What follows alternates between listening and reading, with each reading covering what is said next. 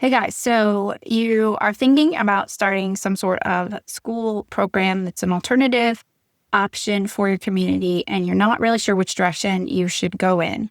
So let me give you a couple of reasons why you might want to choose one model over the other. Okay. So we're going to compare a homeschool co-op with a microschool with a hybrid school. Now, I have another episode where I talk about the difference between a microschool and a hybrid school by my definition, but in short, I consider a hybrid school to always be part-time, 2 or 3 days a week, and the parents are homeschooling at least half of the time, and it generally looks like a part-time school in the sense that it is a little larger. It is at least 20 kids, if not 50 to 100 to 200 kids. Or even bigger than that. It looks very much like a school with different classrooms, different teachers, administrative group. And that's what I would consider a hybrid school, essentially a part-time private school. A microschool, I consider a small school with 1 or 2 staffs, under 20 kids, usually more full-time, 4 to 5. Now, the distinctions between how big it is and how often it meets are pretty important. We'll get into more of that in a minute. Okay, a homeschool co-op is a cooperative of parents who are sharing the instruction of different things, and everyone is definitely homeschooling. They usually meet once a week up to once a month, between once a month and once a week. Often twice a month is a pretty frequent one. Okay, so those are the 3 models. Now, if you are an educational entrepreneur, and you're thinking of starting one of these because you have a need or you have people in your community who have a need, often both of those things, or possibly your teacher and you're looking for a career change and you're trying to figure out which model is going to be sustainable for you, a lot of people will either know only about one of those or think about the one that seems to be the easiest for them to set up. But let me give you some of the pros and cons of the different models. Okay, so a homeschool co-op is always going to be a cooperative model where the fees are low and the parents have to contribute. Usually the person who is organizing one is doing a lot of work as far as organizing which classes and the building stuff, cleaning stuff, volunteer schedules maybe, and kind of being the liaison for the different classes that are happening and the organization of the whole thing. They're often not making much money at all because the fees are low and the parents are doing the work. But they could be collecting some fees. So that's generally not something you get into if you were trying to have a job where you get paid much of anything. Usually you're doing that for the delivery of the material and for the community that you're building for the students and the families. So the 2 newer models, the hybrid school and the microschool, are generally businesses. So you can absolutely have a job working in those, okay? Now, a microschool is often easier to start because it can be small. You could start with, 4 kids, 6 kids, 10 kids, and people will often do them in their homes, or it doesn't take much space if you rent space from someplace. You can do it on your own. You don't have to deal with hiring. You don't have to deal with, payroll sorts of things, especially if you have an LLC. It's a fairly simple business model. You might hire just one person, and then you are going to have to deal with payroll and all of that, but it can be fairly simple to do if you only have one other person. Now, here's the thing about a microschool is that, and I'm going to assume that you're meeting 4 or 5 days a week. If you're still going to do the hybrid thing where you're only meeting 2 or 3 days a week, this may not hold, but you're also not going to make as much money. But assuming that you're meeting 4 or 5 days a week, which means you're pretty much working full time for close to it, you are, you might be 25 to 35 hours a week when you're with kids. If it's, anywhere between 4 to 5 hour days to 6 or 7 hour days, 4 to 5 days a week, right? And then you're going to have prep and stuff to do. So you're essentially working full time during the school year, and you're going to need enough kids who are able to pay that so that you can collect a salary and you can pay your other expenses, whether that's, any utilities or rent, supplies, curriculum, insurances, any paperwork you need for your, state, any kind of infrastructure stuff that you have. However, you need less infrastructure because it's small. So you don't need digital form subscriptions and, payroll systems and bookkeeping systems and all of that. You can get away with like either free or very low cost things. And, people can just pay you and, write a check or whatever. The infrastructure is far, far less. Okay. So it's certainly simpler to start a Microschool in that sense. Now it can be harder to market because, again, partly because you don't have the infrastructure. If you don't want to pay to build a website and maintain it and do a little bit of marketing and all of that, and you just are, collecting students' word of mouth or whatever, it can be a little harder to find students. Depending on where you are, there's a lot that can go into that, but it can be harder to find students. And you generally are going to have to charge, a private school sort of tuition. You might have to charge, $6,000 or $8,000 or $10,000 a year, again, depending on how many hours you have the kids and how many of them you have.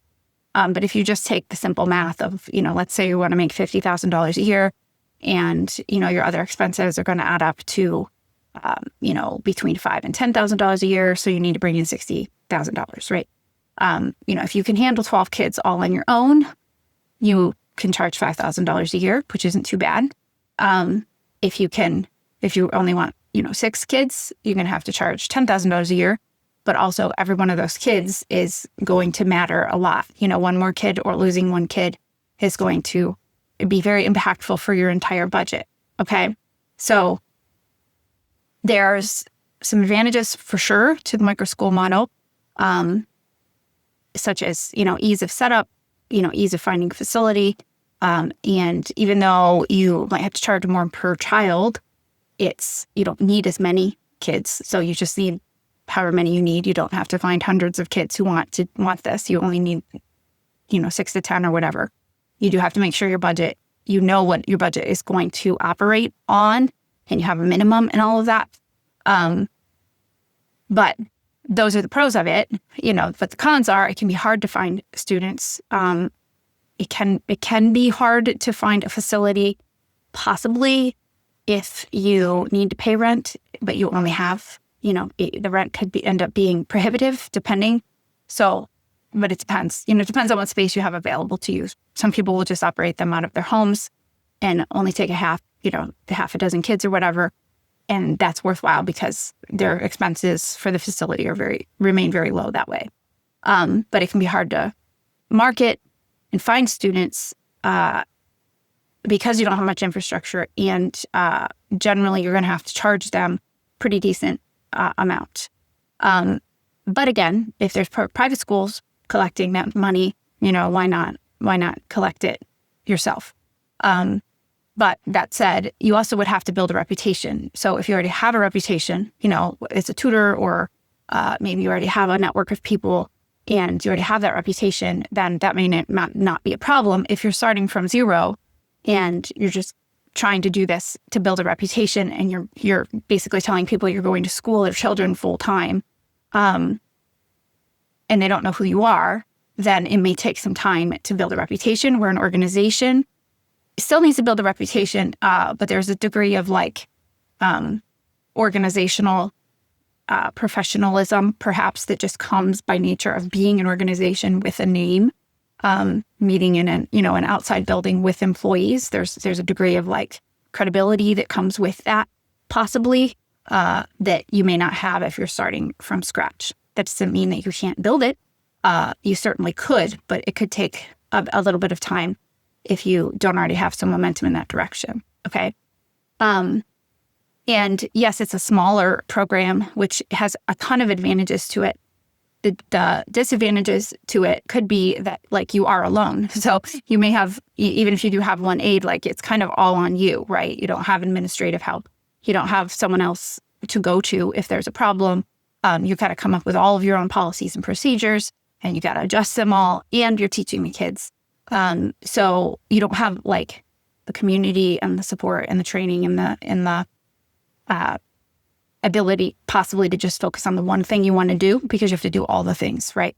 Where when you're in an organization, you can specialize, and you can be a teacher, you can be an administrator, you can have a secretarial help, you can have someone help with accounting and whatever, and you can like outsource some of that stuff so that everyone is in the place where they do best. Okay. So segueing into that, my favorite model is a hybrid school model, partly because I really enjoy what that kind of that downside of a microschool can be. Like I said, it can also be a positive. It can also be a negative. Having to do things on your own and having to do it all yourself, wearing all the hats yourself. And I'm somebody who likes to work on my own. But still, there's a sense of community that comes with having other people to bounce ideas off of, having other people to work through challenges with, and being able to like specialize in what you're good at and just hire out the things you're not good at. So in a hybrid school, it's essentially a school forming, as far as like you probably have a director. And this is similar in like a preschool or a daycare center, anywhere where there's like teachers, children, and then there's like a director, and it's an organization, it's a business. So in a hybrid school, you have the exact same thing. It usually looks just like a school. You might have someone in the office helping with secretarial and bookkeeping things. You have like a sort of a principal position who's overseeing the teachers and the probably the curriculum, and this is even if it's small, even if it's only 4 or 5 classes. I'm going to say we're going to say the minimum is like 4 classes. 4 classes. We'll make that the place where it stops being micro and it becomes more of a I don't know, could we call it a macro school? Not really, because that implies large, but it's bigger than micro. It's not tiny. It's kind of a medium-sized program. So you have all of those levels. Okay, now the advantages of this are, well, there's 2 reasons why it can be cheaper. As I say, it's more affordable for families, and that is usually because it's a hybrid, so it's only part-time. And also, when you are larger, you have economies of scale in the sense that you can spread some of those fixed costs over more kids. That's all economies of scale means. It's that scaling gives you some like economic benefits. So if you have to build a website, you have to pay for certain subscription services and that kind of thing, which sometimes it's pretty negligible, but insurances, rent, maybe cleaning, and then that infrastructure that you need. If you have to purchase that, and usually you will have to purchase that, whether you have 20 kids or 100 kids, and sometimes we can get into the nitpick the little numbers, but if you have to get into, maybe it'll increase a little bit as you get bigger, but usually there's a kind of a fixed cost that you're going to have to pay no matter how many, whether you have 2 classes or 10 classes. But now you get to spread that over all of those kids. And the same is true, the cost over all those kids. And the same is true for like even your director, your bookkeeper, like the salaries for those people. Now, obviously, you get to a certain number of kids, you have to hire another teacher, and now you need enough kids to pay for the teacher, right? But as far as like the person who's planning the curriculum, the one who's supervising and training the teachers, the bookkeeper or the payroll person or the secretarial help or whatever, they can print off 10 and not just 2 or whatever. And that's, again, it spreads the cost of that help over more. And so it becomes more affordable. And you combine it with the hybrid model where you're only meeting 2 or 3 days a week. And a hybrid model is a lot more affordable usually. So you might be looking at, $2,500 to $3,500 per kid, again, depending on how many hours you're meeting and how many weeks of the year and all of that, as opposed to, $8,000 to $10,000. So to go along with that, when it's more affordable, it's generally more appealing to a larger number of people. So it can be a lot easier to attract families. Now, again, a hybrid school is still only appealing to there's not everyone wants a hybrid school, right? A lot of people need a full-time schooling, before and after care and all of that. 2 full-time working parents are not usually the families that like hybrid schools as much, because, they obviously need to be able to homeschool and they need to be able to provide childcare to their own children during a significant amount of time, a lot more than a school that they would need to do with a full-time school. So there's that, which a microschool could take kids 5 days a week, most of the day, and provide the childcare also, which means it's going to appeal to full-time working parents who also in turn may be able to afford it more. So, there's this different parts of the market, which is the delightful thing about a market where you're able to offer different options, is that there's different options and people have different needs, and that's a good thing, right? But if you're trying to appeal to that, parents that are one income, or they're one income and a part-time income, they have little kids at home, or they don't have enough money for a private education, but they have a little bit, maybe they paid for preschool, and so they can pay for this because they have $2,000 to $3,000 a year. They can do that. They can't do 10, but they can do 3. And then when you're an organization and you're meeting in a building, you have a website, you have a business name, you have a director, you have teachers that you're employing and training, and you have staff meetings, and you have a facility you can show people. There's a degree of trust that comes with that sort of organization. And it